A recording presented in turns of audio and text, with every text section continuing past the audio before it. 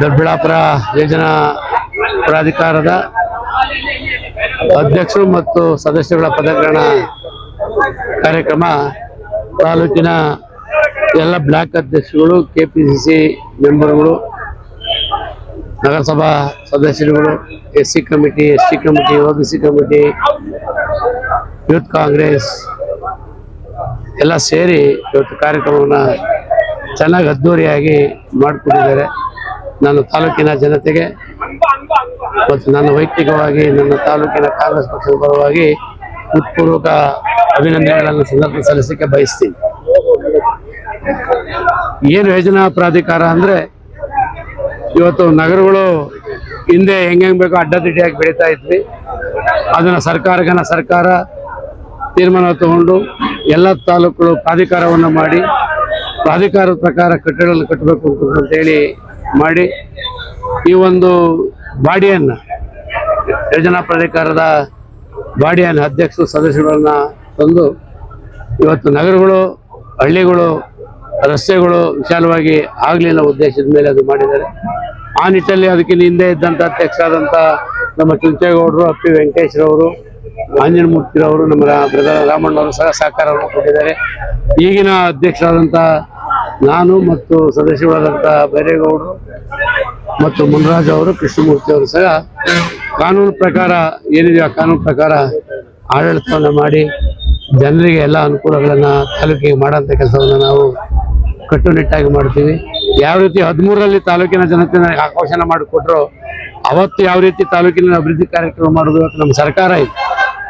ಇವತ್ತು ಮುಖ್ಯಮಂತ್ರಿಗಳಾದಂಥ ಡೈನಾಮಿಕ್ ಮುಖ್ಯಮಂತ್ರಿ D K Shivakumar ಅವರು ನುಡಿದಂತೆ ನಡೆದ ಹಸಿಮುಕ್ತ ಕರ್ನಾಟಕ ಸಿದ್ದರಾಮಯ್ಯನವರು ಮತ್ತು ಹೀರಪ್ಪ ಮೊಯ್ಲಿ ಅವರು ಮತ್ತು ಇವರೆಲ್ಲ ಹಿರಿಯರ ಮಾರ್ಗದರ್ಶನ ತಗೊಂಡು ತಾಲೂಕಿನ ಸಮಗ್ರ ಅಭಿವೃದ್ಧಿ ಪರವಾಗಿ ಆ ಕೆಲಸವನ್ನು ಸಾರ್ವಜನಿಕರಿಗೆ, ಬಡವರಿಗೆ, ಕೂಲಿ ಕಾರ್ಮಿಕರಿಗೆ, ರೈತರಿಗೆ ಏನೇನು ಸರ್ಕಾರದಲ್ಲಿ ಆಗ್ತಕ್ಕಂಥ ಅಭಿವೃದ್ಧಿ ಕಾರ್ಯಕ್ರಮಗಳನ್ನು ಆ ಕೊಡುಗೆಯನ್ನು ಮಾಡ್ತಕ್ಕಂಥ ಕೆಲಸವನ್ನು ನಾವು ಅಭಿವೃದ್ಧಿ ಪರವಾಗಿ ಸರ್ಕಾರದಿಂದ ಕೊಡುವಂಥ ಕೆಲಸದಲ್ಲಿ ನಾವು ಮಾಡ್ಕೊಂಡು ಹೋಗ್ತೀವಿ.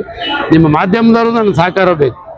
ನಾನು ಯಾವತ್ತು ತಾಲೂಕಲ್ಲಿ ನನಗೆ ಅವಕಾಶವನ್ನು ಮಾಡಿಕೊಟ್ಟಾಗ ಜನರು, ನಾವು ನಿಮ್ಮ ಮಾಧ್ಯಮದ ಮುಂದೆ ಆಗಲಿ ಸಾರ್ವಜನಿಕ ಮುಂದೆ ಯಾವುದೂ ಇಂಥ ನಾವು ಸುಳ್ಳು ಭರವಸೆಗಳನ್ನು ನಾನು ಕೊಟ್ಟಿಲ್ಲ. ಯಾವತ್ತು ಏನು ಹೇಳಿದಿನ ಸರ್ಕಾರದ ಕಾರ್ಯಕ್ರಮ ಯೋಜನೆಯನ್ನು ನಾನು ಮನಸ್ಪೂರ್ವಕವಾಗಿ ತಾಲೂಕಿನ ಅಭಿವೃದ್ಧಿ ಪರವಾಗಿ ಅಭಿವೃದ್ಧಿ ಮಾಡ್ಕೊಂಡು ಹೋಗ್ತಾ ಇದ್ದೀನಿ. ಈಗಲೂ ಸಹ ಮುಂದಿನ ದಿನಗಳಲ್ಲಿ ಆ ಕೆಲಸವನ್ನು ನಾನು ಮಾಡ್ಕೊಂಡು ಹೋಗ್ತೀನಿ. ಚುನಾವಣೆ ಬಂದಾಗ ಏನೋ ಸುಳ್ಳು ಹೇಳೋದು ಅವೆಲ್ಲ ನಾವು ಮಾಡೋಕ್ಕೆ ಹೋಗೋದಿಲ್ಲ.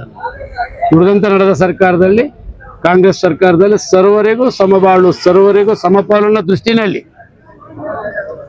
ಆ ಅಭಿವೃದ್ಧಿ ಪರವಾದಂಥ ಕೆಲಸವನ್ನು ಮಾಡ್ಕೊಂಡು ಹೋಗ್ತೀವಿ. ಚುನಾವಣೆ ಬಂದಾಗ ಸುಳ್ಳು ಆಶ್ವಾಸನೆ ಕೊಡ್ತಕ್ಕಂಥ ಕೆಲಸವನ್ನು ನಮ್ಮ ಕಾಂಗ್ರೆಸ್ ಪಕ್ಷನೂ ಸಹ ಮಾಡಲ್ಲ ಯಾವತ್ತು.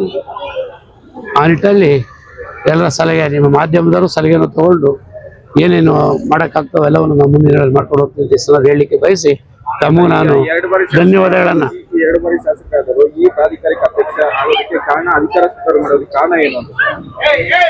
ಈಗ ಅಧಿಕಾರ ಅಂದರೆ ಈಗ ನಮ್ಮ ಪಕ್ಷದ ತೀರ್ಮಾನ. ಅದು ನಾನು ನಾಳೆ ಭಾಷೆ ಮಾಡುವಾಗ ಹೇಳಿದ್ದೀನಿ. ಮುಂದಿನ ದಿನಗಳಲ್ಲಿ ಪಕ್ಷವನ್ನು ಬಲಪಡಿಸ್ಬೇಕಾಗ್ತದೆ, ಪಕ್ಷದ ಪರವಾಗಿ ಜನರಿಗೆ ಕೆಲಸ ಮಾಡಿಕೊಡ್ಬೇಕಾಗ್ತದೆ. ಆ ದೃಷ್ಟಿಯಿಂದ ಮುಖ್ಯಮಂತ್ರಿಗಳಾದಂಥ ಡಿ ಕೆ ಶಿವಕುಮಾರ್, ಸಿದ್ದರಾಮಯ್ಯನವರು ಮತ್ತು ನಮ್ಮ ಉಸ್ತುವಾರಿ ಸಚಿವರು ಮತ್ತು ಜಿಲ್ಲಾ ಉಸ್ತುವಾರಿ ಮಂತ್ರಿಗಳಾದ ಮುನಿಯಪ್ಪ ಸಾಹೇಬರೆಲ್ಲ ಸೇರಿ ಈ ತೀರ್ಮಾನ ತಗೊಂಡು ಅವಕಾಶವನ್ನು ಮಾಡಿಕೊಟ್ಟಿದ್ದಾರೆ.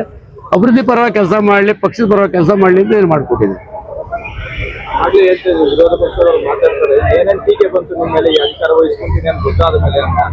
ಯಾವ ಟೀಕೆಗೆ ನಾನು ಎಲ್ಲ ಏನು ಹೇಳ್ಬೇಕು ಅದು ಪಕ್ಷ ಅದು ತೀರ್ಮಾನ ತಗೊಳ್ತೀವಿ. ಟೀಕೆಗಳು ಸಹಜ. ಅದು ಇವತ್ತು ಚಿಕ್ಕ ಅಧಿಕಾರ ತಗೊಳ್ಳೋ ಚಿಕ್ಕದಿರ್ಬೋದು, ದೊಡ್ಡ ಎಲ್ಲ ಕಡೆ ಟೀಕೆ ಇರ್ತದೆ. ಆ ಟೀಕೆಗೆ ಮುಂದಿನ ದಿನಗಳಲ್ಲಿ ಸರ್ಕಾರ ಮತ್ತು ನಾವು ಎಲ್ಲರೂ ಅವ್ರನ್ನೂ ಸಹ ಸರ್ಕಾರ ಯಾವ ಟೀಕೆನೂ ಇನ್ನೂ ಬಂದಿಲ್ಲ. ಇಲ್ಲಿ ಅರ್ಥ ಮಾಡ್ಕೊಳ್ಳೋರಿಗೆ ಯಾವುದು ಬರೋದಿಲ್ಲ. ಅದು ಆರಂಭಿಸಿರುತ್ತೆ, ಕಾನೂನುಬದ್ಧವಾಗಿರುತ್ತೆ. ಇದು ನಮಗೆ ತುಮಗೆರೆ ಹೋಬಳಿ ಸೇರುತ್ತೆ, ಯಲಹಂಕ ಹೆಸರುಘಟ್ಟ ಹೋಬಳಿ ಸೇರಿದೆ. ಒಂದೊಂದ್ಸಲಿ ಒಂದೊಂದು ಕಡೆ ಅವಕಾಶ ಮಾಡ್ಕೊಡ್ತೀವಿ, ನಗರಕ್ಕೆ ಒಂದ್ಸಲಿ ಅವಕಾಶ ಮಾಡ್ಕೊಡ್ತೀವಿ. ಮುಂದಿನ ಮಾಡಿಕೊಡೋಣ ತಪ್ಪೇನಿದೆ.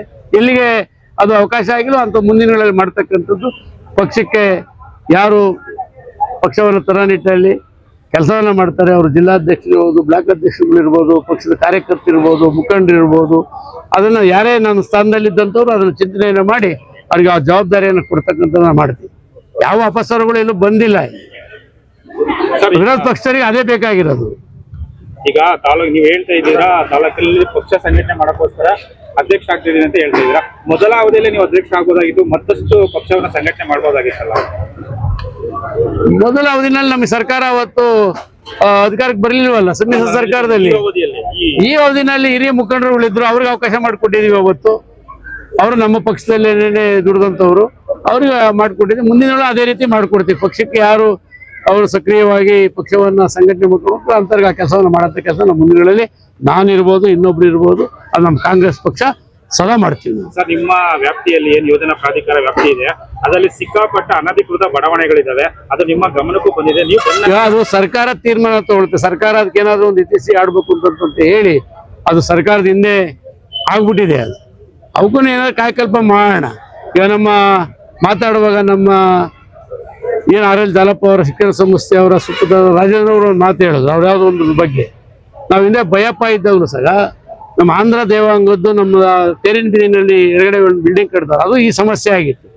ಆ ಸಮಸ್ಯೆನೂ ಅವತ್ತು ಸರ್ಕಾರದ ಗಮನಕ್ಕೆ ತಂದು ಬಗೆಹರಿಸ್ಕೊಟ್ಟಿದ್ದೀನಿ.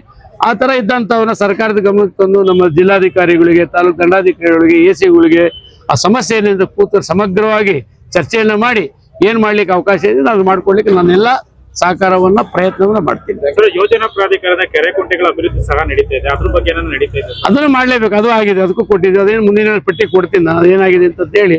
ಇನ್ನೊಂದು ಕೆಲವೇ ದಿನಗಳು ಒಂದು ಪ್ರೆಸ್ ಮೀಟ್ ಕರೆದು ಸಮಗ್ರವಾಗಿ ಏನೇನು ಅಭಿವೃದ್ಧಿ ಹಿಂದೆ ಆಗಿದೆ, ಮುಂದೆ ಏನು ಮಾಡಬೇಕು ಅನ್ನೋದು ಮುಂದಿನ ಕೊಡ್ತೀವಿ.